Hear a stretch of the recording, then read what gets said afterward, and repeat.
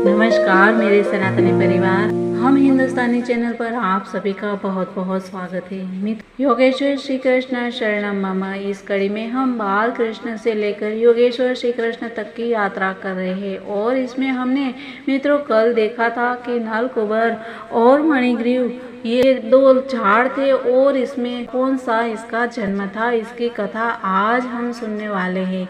तो आइए देर न करते हुए बढ़ते हैं हम इस यात्रा में आगे। नलकुबर तथा मणिग्रीव के स्थापित होने और नारद ऋषि की परम इच्छा से उनके श्री कृष्ण द्वारा उद्धार की कथा का वर्णन। नलकुबर तथा मणिग्रीव नामक दोनों महान देवता भगवान शिव के परम भक्त एवं देवताओं के कोषपाल कुबेर के पुत्र थे।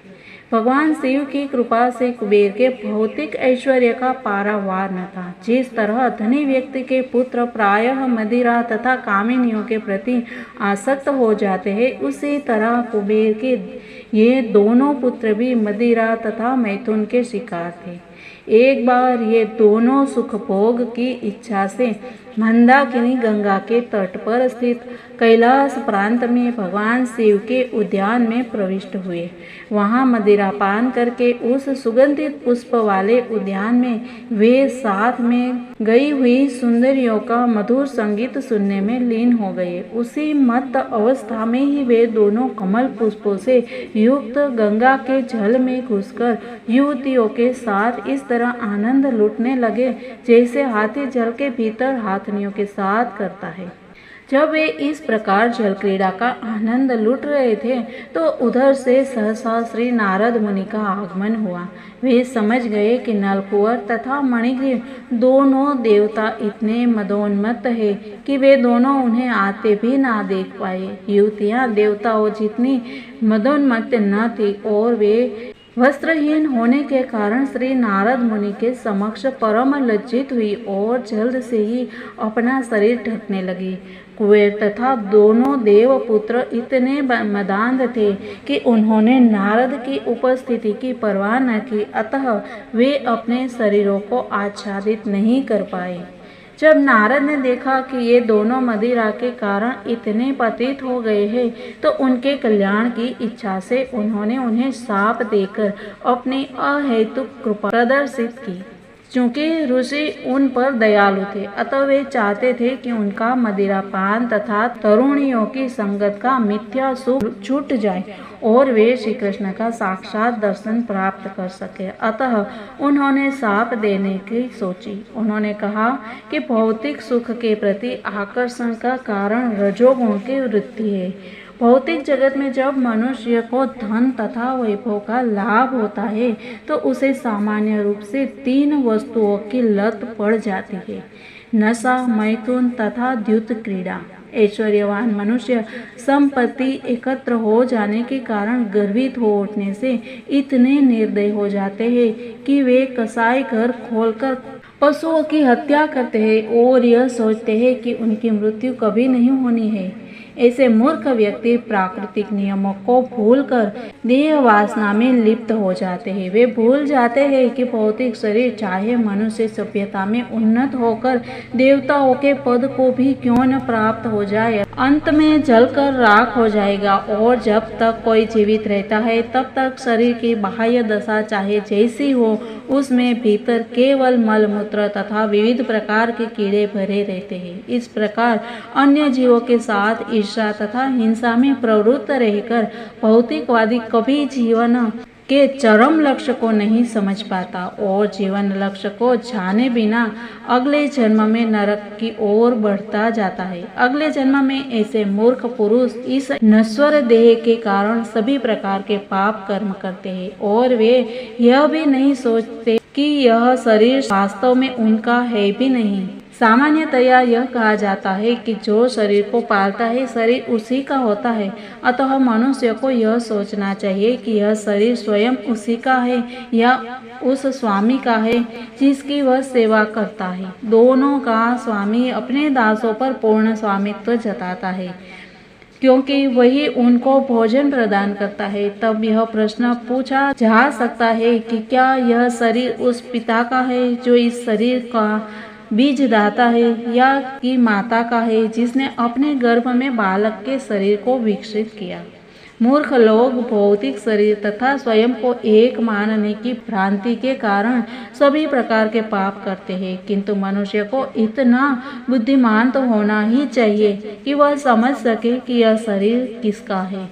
मूर्ख व्यक्ति अपने शरीर पालन के लिए अन्य पशुओं का वध करता है, किंतु वह यह विचार नहीं करता कि यह शरीर उसका है या उसके पिता का या माता अथवा नाना का है। कभी कभी पिता अपनी पुत्री को किसी ऐसे व्यक्ति को दे देता है जिससे वह पुत्री के पुत्र को अपने पुत्र रूप में पुनः प्राप्त कर सके। यह शरीर ऐसे बलवान व्यक्ति का भी हो सकता है जो उससे जबरन कार्य करा ले। शरीर पालन के लिए सब प्रकार के पाप करने के पूर्व मनुष्य को यह जान लेना चाहिए कि यह शरीर किसका है। अंततोगत्वा यही निष्कर्ष निकलता है कि शरीर भौतिक प्रकृति का प्रतिफल है और अंत में यह प्रकृति में ही मिल जाता है। अतः निष्कर्ष यही निकलता है कि शरीर प्रकृति का ही है। मनुष्य को भूल कर भी यह नहीं सोचना चाहिए कि यह शरीर उसका है। इस प्रकार ऐश्वर्यवान मनुष्य से अच्छा गरीब का शरीर होता है, क्योंकि गरीब व्यक्ति अपने आप को अन्य जीवों के परिप्रेक्ष्य में सोचता है। एक गरीब व्यक्ति प्रायः अन्य जीवों को हानि नहीं पहुंचाना चाहता है, क्योंकि वह सरलता से समझ सकता है कि जब उसे कोई घाव पहुंचाता है तो उसे पीड़ा होती है। अतः नारद ऋषि ने सोचा कि चूंकि नल कुबेर तथा मणिग्रीव नामक दोनों देवता झूठी प्रतिष्ठा से अंधे हैं, अतः उन्हें ऐश्वर्य विहीन अवस्था में रख दिया जाए। एक दयावान व्यक्ति अन्यों के सुख तथा दुख के प्रति सहानुभूति रखता है। गरीब व्यक्ति गर्व से बहुत कम ही फूलता है, प्रायः वह सारे उन्माद से रहित होता है। ईश्वर की कृपा से उसे जो कुछ भी अपने निर्वाह के लिए मिल जाता है उसी से वह संतुष्ट रहता है। गरीबी की अवस्था में रहते जाना एक प्रकार की तपस्या है। अतः वैदिक संस्कृति के अनुसार ब्राह्मण लोग भौतिक ऐश्वर्य की झूठी प्रतिष्ठा से बचे रहने के लिए प्रायः गरीब बने रहना चाहते हैं। भौतिक संपन्नता में उन्नति होने से प्राप्त झूठी प्रतिष्ठा आध्यात्मिक उत्थान के लिए सबसे बड़ा अवरोध है। इसके साथ ही गरीबी का दूसरा लाभ यह है कि साधु पुरुष किसी गरीब के घर में सरलता से प्रवेश कर सकता है और गरीब व्यक्ति साधु पुरुष की संगति का लाभ उठा सकता है।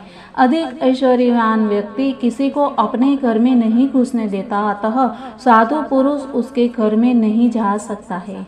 और इस प्रकार साधु की संगति द्वारा एक गरीब मनुष्य को मुक्त होने के लिए काफी अवसर मिलता है।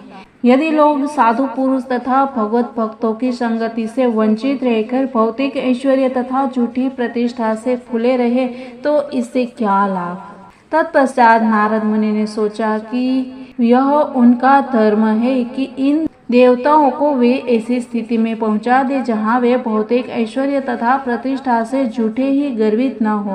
नारद जी दयालु थे और वे उन्हें पतित जीवन से उबारना चाह रहे थे, किंतु वे तमोगुणी थे और अपनी इंद्रियों को वश में न रख सकने के कारण विषयी जीवन के प्रति लिप्त थे। उन्हें इस गर्हित अवस्था से बचाना नारद मुनि जैसे साधु पुरुष का कर्तव्य था। पशु जीवन में पशु को इतना ज्ञात नहीं होता कि वह नंगा है, किंतु कुबेर तो देवताओं का कोषपाल था और एक अत्यंत उत्तरदायी पुरुष था और नल कुंवर तथा मणिग्रीव दोनों उसके पुत्र थे। तो भी वे ऐसे पशुवत एवं लापरवाह हो गए थे कि मदोन्मत्त होकर वे यह न समझ पाए कि वे निर्वस्त्र है। शरीर के अधोभाग को वस्त्र से ढके रहना मानवीय सभ्यता का नियम है और जब मनुष्य या स्त्रियां इस नियम को भूल जाते हैं तो वे पशुओं से बेहतर नहीं रह जाते। अतः नारद जी ने सोचा कि उनके लिए सबसे उत्तम दंड यही होगा कि उन्हें जड़ जीव या वृक्ष बना दिया जाए। वृक्ष स्वभाव से जड़ होते हैं, यद्यपि वृक्ष तमोगुण से आच्छादित होते हैं, किंतु वे कोई भी हानि नहीं पहुंचा सकते। श्री नारद मुनि ने सोचा कि इनके लिए उपयुक्त यही होगा कि ये दोनों भाई मेरी कृपा से वृक्ष बन जाए, किंतु उनमें इतनी श्रुति बनी रहे जिससे वे जान सके कि उन्हें क्यों दंडित किया गया था। शरीर बदल जाने पर जीवात्मा सामान्य रूप से अपने पूर्व जीवन को भूल जाता है, किंतु विशेष परिस्थितियों में ईश्वर की कृपा होने पर वह स्मरण रख सकता है, जैसा कि नलकुबर और मणिग्रीव के साथ हुआ। अतः श्री नारद मुनि ने विचार किया कि इन दोनों देवों को देवताओं के 100 वर्ष तक वृक्ष के रूप में क्यों न रहने दूं, और इसके बाद भगवान की अहेतुकी कृपा से इन्हें भगवान के साक्षात दर्शन हो सकेंगे। इस प्रकार वे पुनः देवताओं का तथा भगवत भक्तों का जीवन प्राप्त कर सकेंगे।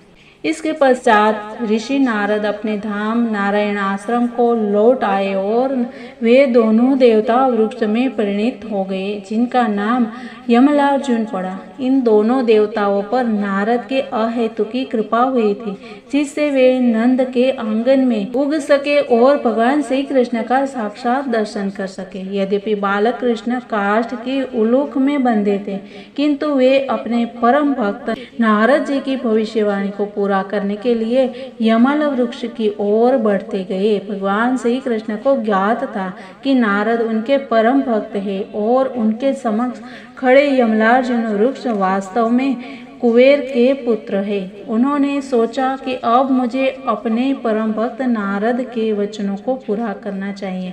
अतः वे इन दोनों वृक्षों के बीच के मार्ग से आगे जाने लगे। यद्यपि वे स्वयं इस मार्ग से आगे निकल गए, किंतु काष्ठ का उखल बड़ा होने के कारण दोनों वृक्ष के बीच फंस गया। इस अवसर का लाभ उठाकर श्री कृष्ण उलूख से बंधी रस्सी को जोर से खींचते रहे। ज्यों ही उन्होंने बल लगाकर रस्सी खींची, त्यों ही दोनों वृक्ष तथा शाखाओं समेत धम्म से पृथ्वी पर गिर पड़े। इन गिरे टूटे वृक्षों में से अग्नि की समान प्रज्वलित 2 महापुरुष प्रकट हुए। इनकी उपस्थिति से सारी दिशाएं प्रकाशित हो उठी। वे दोनों विशुद्ध पुरुष बालक कृष्ण के समक्ष उपस्थित हुए और प्रणाम करने के लिए झुककर उन्होंने जो स्तुति की, वो स्तुति मित्रों हम कल की बातों में जानेंगे। तब तक के लिए सबको जय हिंद, वंदे मातरम, भारत माता की जय।